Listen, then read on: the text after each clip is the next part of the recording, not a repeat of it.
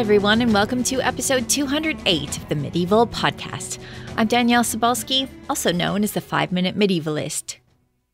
Well, I was away last week, but I promise this is the last time I'm going to be away for the foreseeable future. As it turned out, this was the one opportunity I had to hang out with all of my brothers, all of my family, all at the same time. And when you have those opportunities, I think you should take them, especially when it involves spending a little bit of time outside enjoying the summer weather. So I'm back now, and I'm going to be back for the foreseeable future. So I will be back every week to talk about medieval stuff with you. And for today's episode, I thought I would do kind of a miscellaneous type episode in that I'm going to spend a couple minutes catching you up on what's been happening. And then I'm going to be talking about a really interesting source from the 9th century, a mother's advice to her son. And so today's episode is going to be a bit of a miscellany. That is a very medieval idea. When you look at medieval manuscripts, there's always things thrown together. So I'll be giving you a bit of a quick catch up, and then we'll be talking about a really interesting source. And it's all coming up right after this. So even though last week there wasn't an episode of this podcast, I was actually on a podcast episode.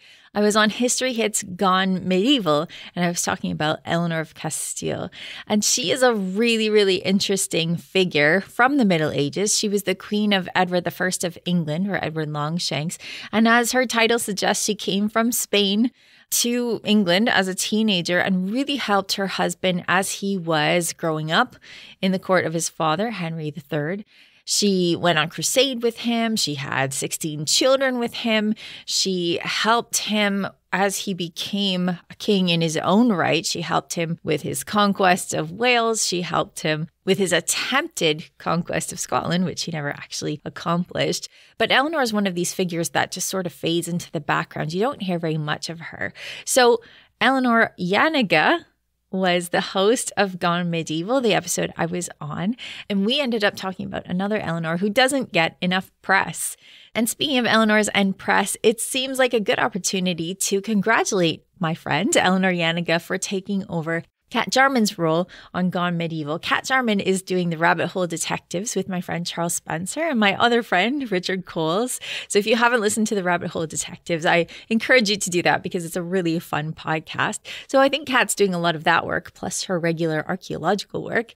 So on Gone Medieval, it's going to be Eleanor Janega in addition to Matt Lewis. The History Hit Gone Medieval podcast has these two hosts that do 2 separate episodes each week. So you can learn all sorts of medieval stuff on that podcast as well. And I think it's Eleanor Janega's first episode of Gone Medieval that features me talking about Eleanor of Castile. So it's not weird for me to tell you to listen to History Hits podcast, Gone Medieval, both Matt Lewis's and Eleanor Janega's, because as Eleanor and I have said many times on this podcast and elsewhere, more is more. And the more you want to learn about the Middle Ages, the more you can listen to all sorts of people talking about it. And it really is okay to support more than one of us at the same time. We encourage it. We are all friends in this community. And it's really just the best thing to have more medieval history in your life by listening to more than one person talk about it. So congrats to Eleanor Janega for this new role at History Hit doing Gone Medieval. That is so awesome, and I'm so happy to hear that. So you can listen to that episode of Gone Medieval with me talking about Eleanor of Castile and feel as if you didn't miss anything while I was away. Speaking of supporting historians, it seems like a good moment to tell you a little bit about what's been going on with Patreon. So in case you were looking at my social media, Patreon had a bit of a mess up this month where they accidentally or deliberately, but it didn't work, set the payments to come out from a different account than usual. So what this means is that usually it would be Patreon Los Angeles, for example, and it came out as Patreon Dublin, or it showed up that way on a credit card statement. And many credit card companies flag this as fraud, which means that thousands and thousands and thousands and thousands of patrons on Patreon across accounts for all sorts of different creators had their patronage canceled all of a sudden. So this was a major, major hit for all sorts of creators who use Patreon as a platform. So in case you didn't see this on social media and you are a Patreon member, I would suggest that you go and make sure that you're still a Patreon member because there might have been a mistake that was made. Patreon is supposed to have fixed it, but a lot of us are still missing those patrons that were part of our communities before August. So what does this mean for the Medieval Podcast? Well, I'm always upfront with you about how things work. For the Medieval Podcast, I am the creator, I'm the host, I'm the person who is in charge of the Medieval Podcast, and it's distributed through medievalists.net. So medievalists.net created the Patreon for medievalists.net when I created this podcast, and much of the patronage that is fueled there on the Patreon website comes from this podcast. So I get paid out of that Patreon a certain percentage in order to keep this going and in order to keep medievalist.net distributing this podcast.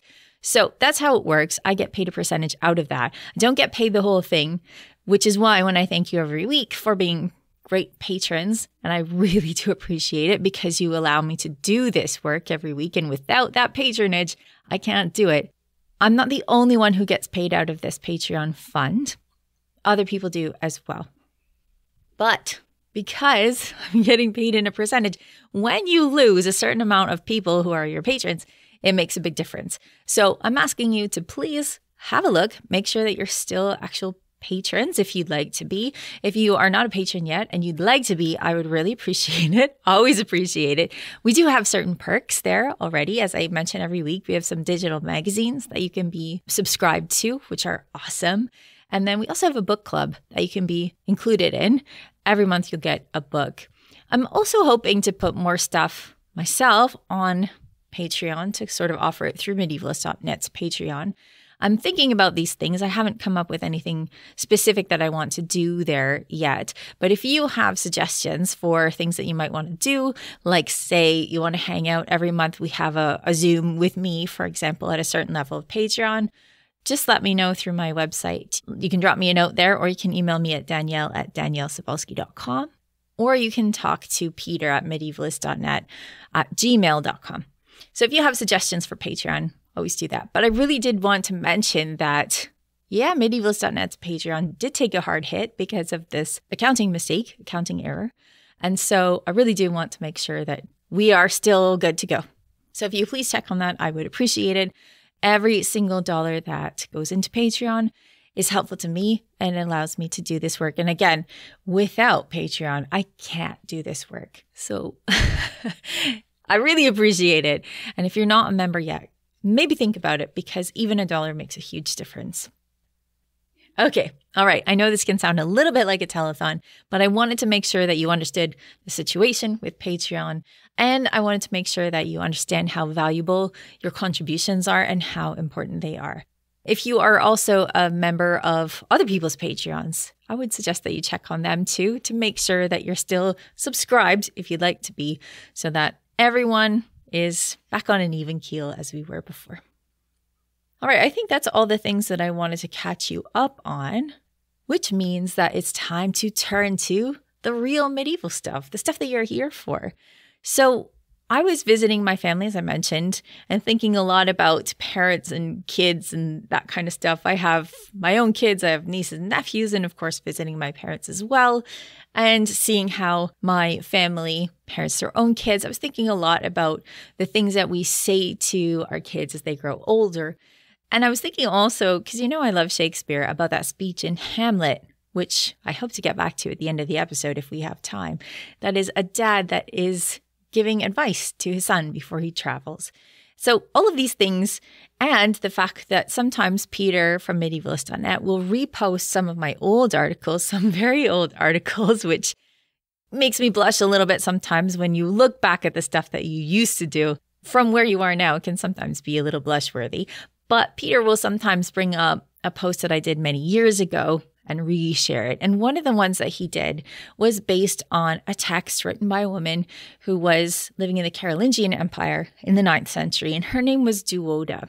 Of course, I am never sure if I'm pronouncing these things correctly, but I'm going to go with this because this is how I'm reading it. So Dhuoda was a woman who lived, again, in the middle of the 9th century, during a time that was very tumultuous. Now, I don't know how much you know about the Carolingians, but they had this habit of when a father, a king, died especially, but even before that, he divided his empire or his kingdom amongst his sons. And this seems like a good idea to begin with, but it caused so many conflicts and wars that maybe it wasn't all that great an idea. And in fact, after a while, the kings of France, as it became more about France instead of a wider empire, they started to pass it on to their first son. And that's something that we see later in the Middle Ages. But during the Carolingian period, this was a time when there was a lot of conflict happening with a lot of sons. And this is the time when Dhuoda lived. So Dhuoda has written an advice book for her son, William, her firstborn son. And she mentions so many things in it that are really interesting. So let's give you a little bit of a background on her. She'll tell us in a second a little bit more about herself. But she's married to a guy called Bernard of Toulouse, who is the Count of Barcelona and the governor of Gothia, a place called Gothia, which is the southern part of France, between the major part of France and Spain. So an area that's contentious, an area that comes up a lot in my episode of Gone Medieval, talking about Eleanor of Castile. But Bernard is a guy who is the godson of Louis the Pious. He is appointed to be the tutor to his son, Charles the Bald, the guy who's going to be called Charles the Bald. He's probably not bald at the time that he's being tutored by Bernard, but hey, who knows? I was bald for a very long time too. So during this time, Bernard, he was a war hero. He's brought to the court of Louis the Pious, and then he's involved in a scandal where he is said to have been having an affair with the Empress. This causes a lot of problems, but Bernard also has a lot of personal problems going on in that he seems to really just annoy people. There was one historian at the time, a contemporary historian, who said that Bernard had a lot of inconsiderate use of power. That is probably not inconsiderate in the way that I, as a Canadian, would use that word. Probably inconsiderate in that he's just not thinking about the ways in which he should be taking care of the people in his orbit. Eventually, Bernard and the Empress get exonerated. Bernard offers to fight people in order to prove his innocence, but no one takes him up on it. Eventually, there is a fight between Charles the Bald and his older brothers, who are fighting over power, of course, because their dad had divided the empire up between his three older sons, and then he had Charles, and then he redivided everything. So, of course, they're all up in arms about this, and Bernard didn't pick a side. This is annoying to Charles the Bald, and over the course of time, he gets so annoyed with Bernard that he does execute him for treason. So this is all happening to Dhuoda's husband, who is spending most of his time away from her. And so she is writing this advice book for her son in this context. And by the way, I'm getting a lot of this information from the Cambridge University Press edition of this book, which is called Dhuoda, Handbook for Her Warrior Son. It's called Liber Manualis, and it's edited and translated by Marcel Thiebaud.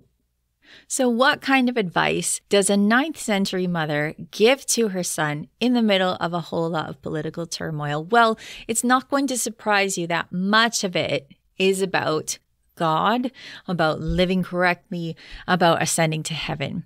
So when she's writing this for her son William, she starts when he's about 14 and she finishes when he's about 16. So she is writing stuff that is referring to a lot of church fathers, to a lot of Bible stories.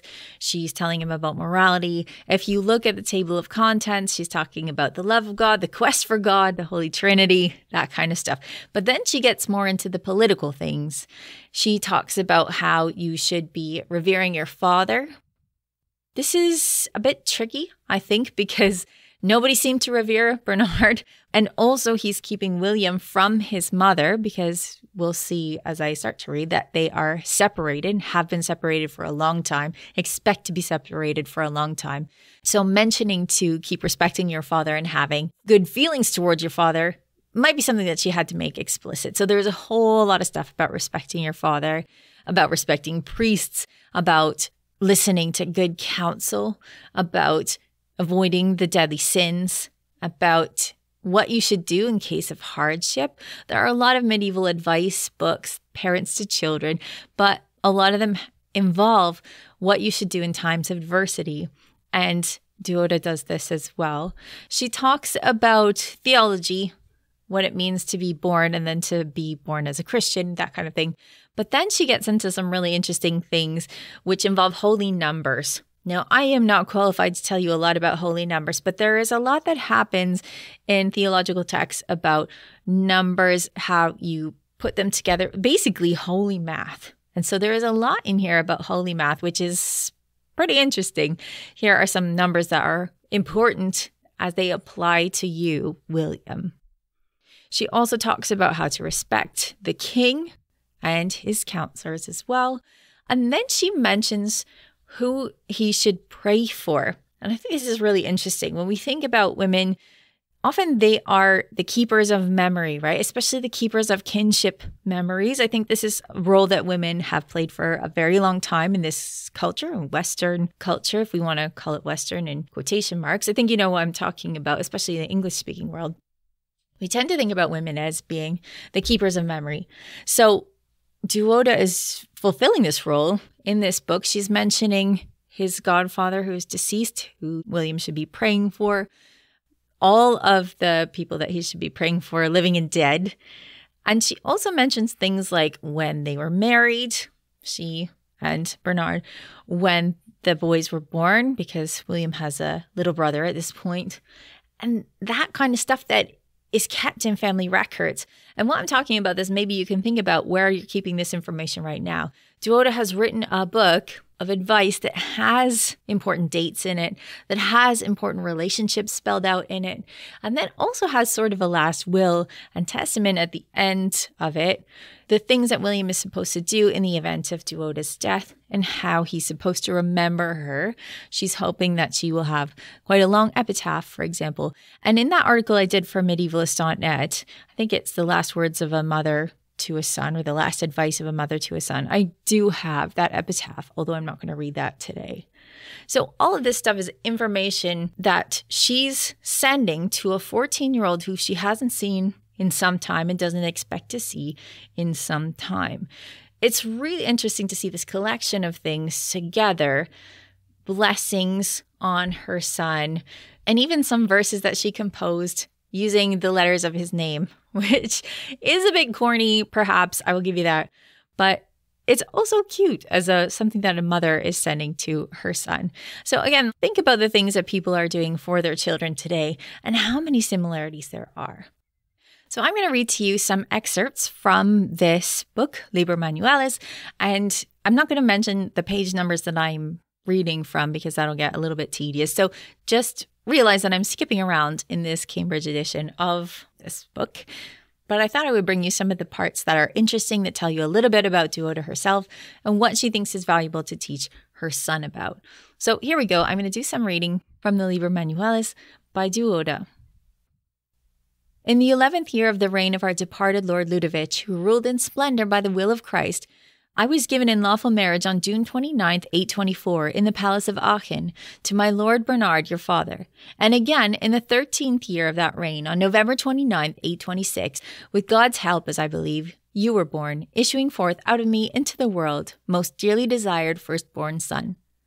In the course of the worsening turmoil of this wretched world, in the midst of much agitation and discord in the realm, the emperor did not escape the common path of mortality.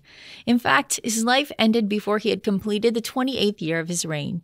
And in the year following his death, on March 22nd, 841, your brother was born, second to you. He issued from my womb, through God's mercy, in the town of Uzès.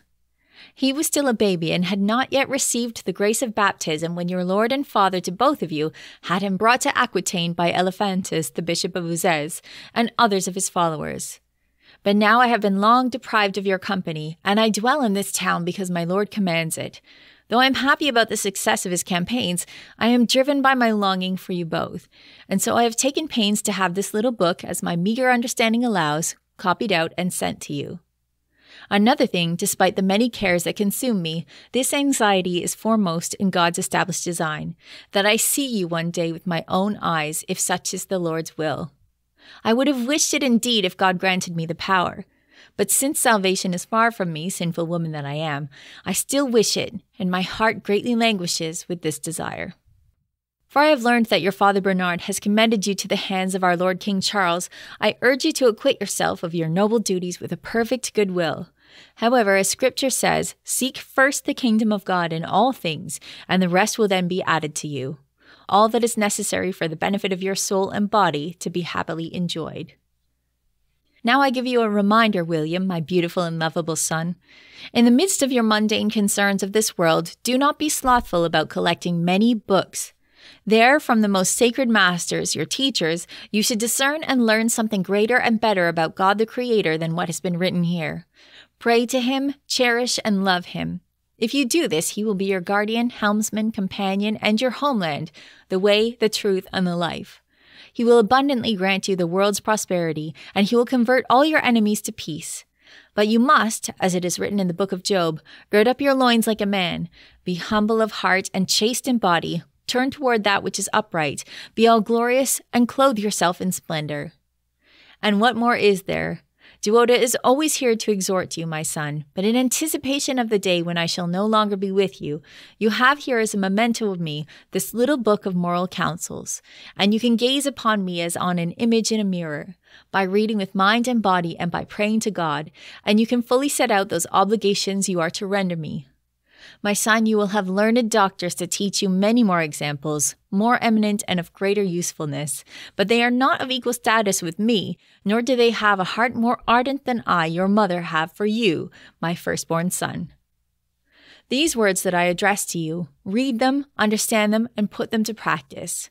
And when your little brother, whose name I do not even know as yet, has received the grace of baptism in Christ, do not be slow to teach, encourage, and love him, to rouse him to go from good to better. When he shall have reached the age of speaking and reading, show him this little volume, this handbook which I have written and composed in your name. Urge him by reading, for he is your flesh and your brother. I, Dhuoda, your mother, admonish, as it were, both of you, weighted down in the midst of the mundane cares of this world, to lift up your hearts, look to him who reigns in the heavens, who is called God. May the Almighty, of whom, despite my unworthiness, I speak so often, render you, together with your father Bernard, my seigneurial lord, happy and cheerful in the present world. May he give you prosperity in all things, and once the course of this life is ended, may he see to it that you joyously enter the heavenly sky with the saints. I'm going to break for a second and tell you that when Dhuoda says William has come into the care of Charles, he's a hostage. So William is just a teenager in the care of King Charles the Bald, who is also a teenager. And Dhuoda's advice to him is in this context. Never once let yourself fall into the folly, the outrageous affront of breaking faith. Never let such an idea of disloyalty against your Lord arise or grow in your heart. Men who do act that way are spoken of harshly and most unfavorably, but I do not think that that will be the case with you or your companions in arms. Such behavior never appeared or existed among your ancestors, they say. It does not exist at present and never will in the future. Now you, my son William, are descended from their stock. Conduct yourself toward your overlord, as I have instructed you. Be candid, alert, serviceable, noble. In every matter of concern to the royal power, try with all the strength God gives you to be diligent. Busy yourself. Conduct yourself with total prudence, both privately and publicly. Read the sayings and all the lives of the holy patriarchs who have gone before us. You will discover how and in what way you ought to serve your Lord and render him loyal aid in every respect. And when you have discovered this, apply yourself faithfully to carrying out your Lord's commands. Be attentive, too. Observe those who serve him most faithfully and assiduously, and take lessons from them in how to serve. Trained by their example with the aid and help of God, you will be able to accomplish more easily what I have reminded you of earlier. Therefore again, you, son William, submit to the regular yoke of service, and be faithful to Charles your lord, whatever his status may be, and to his noble kin of both sexes, and to all those descended of the royal race. It is right for you to do so, as it is for all men who perform knightly service under the imperial reign. I wish you to serve among them strenuously, usefully, and faithfully. God, as we believe, chose and predestined them to sovereignty, granting them preeminence that tends to resemble in its greatness the preeminence he promised to Abraham, Isaac, and Jacob, their noble offspring, and all their seed. Love, cherish, and render diligent service to the great leaders and their counselors and peers who conscientiously serve. Do this toward all of them together and individually, whoever they may be, and toward luminaries of the court. Humbly study the examples of their dignity and adhere to them most staunchly. In a household as great as theirs has always been, and with God's consent, always will be, many discussions are going to be held. One person can learn from another, if he wishes, about humility, chastity, patience, clemency, modesty, sobriety, sagacity, and other virtues, along with a fervor for good works. Therefore, son, while you are a young boy and growing up, learn all that you can from men who are great and intellectually able with the help of gracious God, so that you can please him above all, and so forth.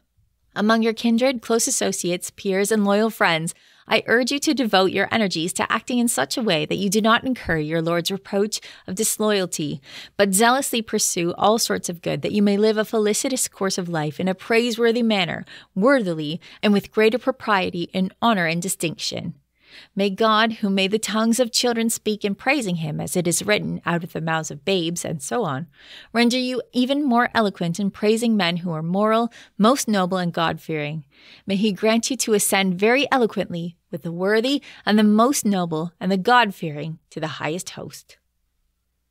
So that is a lot of Dhuoda's advice in a nutshell. I've sort of brought some pieces together that condense it a little bit. It is quite a long text. I mean, it took her 2 years to write it, so it is quite a long text. So in the end, she does say that she wants to see him again. She expects that she will not see him again because she's been quite ill, and that he should pray for her as well as all of the other people who are listed. She does imagine, as you can probably tell by the fact that she is being very cautious with her words and suggesting that there is no badness in Charles or his court, she is expecting this to be read a little bit more widely. And she does address the reader at the end. She says, "Reader, pray for Dhuoda, who is here inscribed, if you would be worthy of seeing Christ in eternal bliss." So there you go. She's asking us to pray for her and suggesting that this is one of the ways in which we should get to heaven. So fair enough. Thank you, Dhuoda, for your advice. And I hope that things are going well for you in the afterlife. One of the things that I think is worth mentioning is that when Bernard, her husband, was tried for treason and executed, her son William, perhaps because he was really attentive to Dhuoda's words about honoring his father, or perhaps it was just his personality, he did rise up in rebellion against Charles. He tried to take Barcelona. He thought he had a good shot at it with some allies from the Muslim parts of Spain, but he didn't succeed in taking Barcelona, and he was either, according to this translator, he was either killed escaping or he was executed by Charles the Bald in 850. So her son William, Dhuoda's son William, never did grow to be an old man. Her second son, she says she doesn't even know what his name is yet. And I think this is something that perhaps is a part of medieval life that maybe we don't see all that often. A son being taken from his mother before he's even baptized. We do know that he was later named Bernard after his dad. And he had the moniker of Plantipilosa, or Hairy Paws, or Fox. He also harried Charles the Bald from places of ambush. So both of her sons did rise up in rebellion against Charles the Bald. Despite her admonishments about being loyal to Charles, both of her sons decided to follow the path of their father. So I don't actually know what happened to Dhuoda. She's one of these people that is remembered because of her book. I don't actually know much about her life otherwise. So I think this is a really interesting source because it tells us so much about this mother's hopes and dreams for her son. And I think it's emblematic of a lot of other mothers' hopes and dreams for their children, hoping that they live a moral life, hoping that they live a life that is prosperous and a life that will be safe and will eventually lead to heaven. I did say I did want to read one little passage from Shakespeare because I think this speech is the one that people come to when they want advice or they want to quote advice from a father to a son, from a parent to a child. So this is a speech from Hamlet, Act 1, Scene 3, and it's Polonius, whose son Laertes is about to travel. This is that speech that everyone talks about. I thought I'd bring it to you in its entirety in case you haven't heard it before or maybe haven't heard it in a long time. So Polonius says, Laertes, it's time for you to get on the boat. Then he says, There, my blessing with thee, and these few precepts in thy memory see thou character. Give thy thoughts no tongue, nor any unproportioned thought his act. Be thou familiar, but by no means vulgar. The friends thou hast and their adoption tried, grapple them to thy soul with hoops of steel, but do not dull thy palm with entertainment of each new-hatched, unfledged comrade. Beware of entrance to a quarrel, but being in, bear't that the opposed may beware of thee. Give every man thine ear, but few thy voice. Take each man's censure, but reserve thy judgment. Costly thy habit as thy purse can buy, but not expressed in fancy, rich, not gaudy, for the apparel oft proclaims the man, and they in France of the best rank and station are of all most select and generous chief in that. Neither a borrower nor a lender be, for loan oft loses both itself and friend, and borrowing dulls the edge of husbandry. This above all, to thine own self be true, and it must follow as the night the day, thou canst not then be false to any man. So there you go, perhaps the most famous advice from any parent to any child in all of literature, Hamlet. While Shakespeare is not medieval, I always think that it's worthwhile coming back to some of these famous things, especially as it's coming out of the medieval world. And I think there is a lot that is similar to what Dhuoda is saying to her son and to what we tend to say to our children as well. Like, be careful with your friends, be careful with your money, don't dress too flashy, but always to thine own self be true. So I hope you've enjoyed this sort of miscellaneous episode, mostly talking about advice from parents to children. Before we go, here's Peter from medievalist.net to tell us what's on the website. What's up, Peter? Hey. Well, we have a news piece about King Edward IV, English king, died when he was 40 years old. And that led to a lot of speculation about why he died. Died of a stroke, or was he poisoned, or was it malaria, things like that. But there's a new theory out there. He died of syphilis. Well, he was a womanizer, that guy. Yes, he was. And it wasn't a theory that would have been used even like a generation ago, because people thought syphilis was brought from the Americas by, like, say, Christopher Columbus. Mm-hmm. But there's evidence that kind of proves that it has been around actually for a long, long time, since ancient times throughout Eurasia. Mm-hmm. And so now there's a lot of people kind of looking at what's happening in the 15th century with syphilis, and it is this kind of disease that seems to be really hitting the royalty and the popes pretty hard. Make of that what you will. One person called it the disease of the magnets. There's this really interesting take by an observer called Domenico Mancini. He's like an Italian monk that was visiting the English court at the time.